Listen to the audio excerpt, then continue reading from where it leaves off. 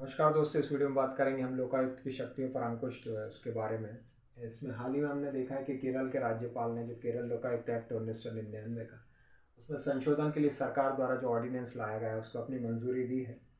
तो इसमें जो ऑर्डिनेंस की अगर हम बात करें तो एक सरकार का विशेष अधिकार है, उसके तहत सरकार किसी विशेष प्रयोजनों के तहत इसे लाती है।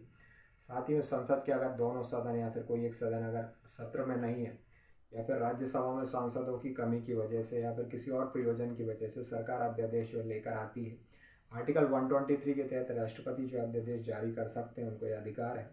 अध्यादेश का जो प्रभाव होता है संसद में लाया गया जो कानून है या फिर विधानसभा में लाया गया जो कानून उसके बराबर होता है और ये तुरंत प्रभाव से लागू होता है। और इसमें अगर राज्यपाल के संदर्भ में भी हम बात करें तो राज्य कार्यपालिका में जो राज्यपाल है, सीएम है, जो वहाँ का मंत्रिमंडल है और जो राज्य महाधिवक्ता आते हैं। साथ ही भाग 6 के तहत आर्टिकल 153 से लेकर आर्टिकल 167 तक राज्यपाल के बारे में प्रावधान है इसमें। कुछ पॉइंट्स अगर हम देखें तो इस संशोधन के लागू होने के बाद केरल राज्य में जो लोकायुक्त है उनके द्वारा जारी किया गया कोई भी निर्देश सरकार या किसी अधिकारी पर वो आदेशात्मक ना होकर ये केवल परामर्शकारी रहेगा, एक एडवाइजरी के तौर पर रहेगा। सरकार के पास इस निर्णय को एक्सेप्ट करने का या ना करने का अधिकार होगा, अथॉरिटी होगी। और इसकी लोकायुक्त की शक्ति अगर हम देखें तो केरल राज्य में जो लोकायुक्त एक्ट है 1999 में उस समय के जो सीएम थे E.K. नायनार के द्वारा उनके टेन्योर में लाया गया था।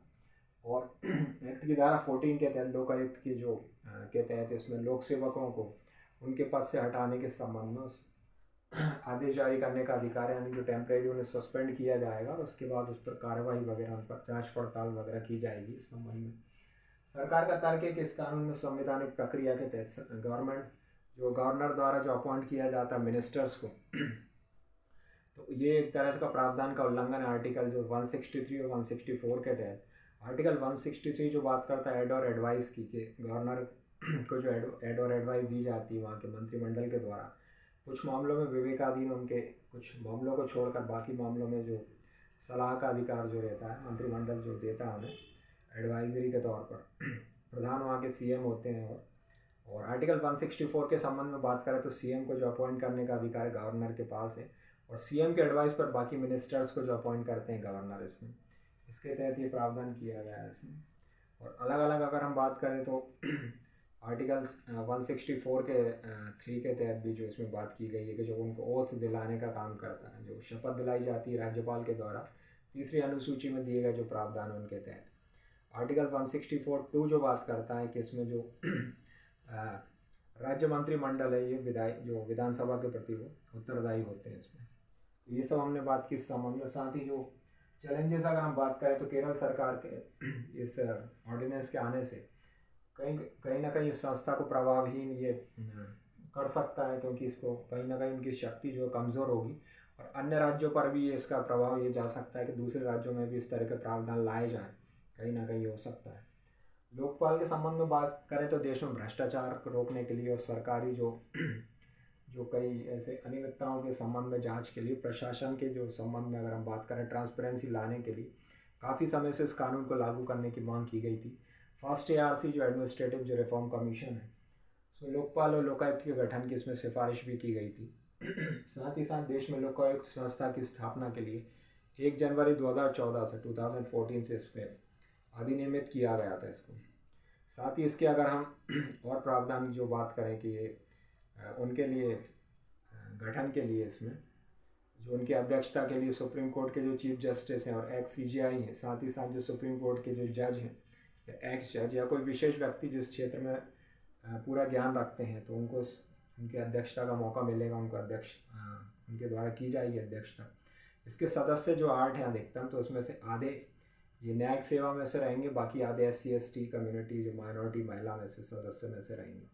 कुछ हिस्ट्री के संबंध में अगर बात करें तो स्कैंडिनेवियाई जो कंट्रीज़ हैं, डेनमार्क है, नॉर्वे है, स्वीडन, तो स्वीडन में सबसे पहले इसकी शुरुआत की गई थी। बाद में न्यूजीलैंड और नॉर्वे में इसको और बढ़ाया गया था, इसको इस संबंध में और बात की गई थी। और हमारे इंडिया में भी जो 60s के दशक में उस समय के जो लॉ मिनिस्टर के द्वारा जो AK अशोक कुमार सेन थे उनके द्वारा संसद में इस कॉन्सेप्ट के बारे में सबसे पहले बात की गई थी इस संबंध में। अगर हम लोकायुक्त के बारे में बात करें तो लोकायुक्त लोकपाल जो एक्ट की धारा है 63 उसके तहत जो जिन राज्यों में सिस्टम नहीं है पहले से, तो वहाँ पर कानून लाकर भी 1 साल के अंदर अंदर वहाँ लोकपाल की नियुक्ति की जा सकती है। अलग अलग राज्यों में इसके अपॉइंटमेंट्स की जो प्रक्रिया वो अलग अलग है, उनका जो दायरा भी अलग अलग है काफ़ी इस संबंध में। तो ये जो और इसके बारे में बात की जाती है। साथ ही अगर पावर्स के बारे में हम बात करें, लोकपाल के क्षेत्राधिकार में सभी श्रेणियों के जो सरकारी जो कर्मचारी आते, ABC, जो IAS IPS से लेकर ग्रुप D तक सभी इसके तहत कवर होते हैं। और PM को भी इसके दायरे में लाया गया, प्राइम मिनिस्टर को, कुछ फील्ड्स को छोड़कर, जैसे कि इंटरनेशनल रिलेशन वगैरह, सिक्योरिटी है, साथ ही इसके अलग अलग जो एटॉमिक एनर्जी है उन सबको छोड़कर अगर इस बाकी मामलों में भी अगर जो वहाँ के जो कमीशन है जो वो इस संबंध में अगर उनकी अगर हामी रहती है, तो 2/3 सदस्यों की मेजोरिटी के साथ ही वहाँ जांच प्रक्रिया शुरू की जा सकती है। लेकिन लोकपाल अगर नहीं चाहेंगे तो इस रिपोर्ट को, वहाँ जो रिपोर्ट आती है उसको पब्लिश नहीं किया जाएगा ओपनली उसको। तो ये इसके तहत है। साथ ही इसमें जो अलग सभी राज्यों के संदर्भ में अगर बात करें, तो राज्यों के सभी मंत्रियों, लोक सेवकों, लोकल बॉडीज़ है और वहाँ की जो कंपनीज़ है उनके सभी अधिकारियों को इसके तहत कवर किया गया है। अलग अलग इसके दायरा अलग अलग है, जैसे कि हमने बात की, क्योंकि जो अलग अलग अगर हम बात करें, हिमाचल प्रदेश है, MP है, आंध्र प्रदेश में, इसमें वहाँ के इस मुख्यमंत्री जो इसके दायरे में आते हैं, जांच के दायरे में, लेकिन UP, महाराष्ट्र वगैरह, राजस्थान, इन मुख्यमंत्रियों को उनके जांच के दायरे से वहाँ बाहर रखा गया है। साथ ही अगर अनुशासनात्मक कार्रवाई के संबंध में बात करें प्रशासन के संदर्भ में, तो लोकायुक्त को कोई जांच अगर कोई शिकायत मिलती है, किसी नागरिक ने कोई शिकायत किसी के बारे में की है, तो वो संदर्भ में कार्रवाई शुरू कर सकते हैं, या फिर अपने आप भी स्वविवेक से भी शुरू कर सकते हैं।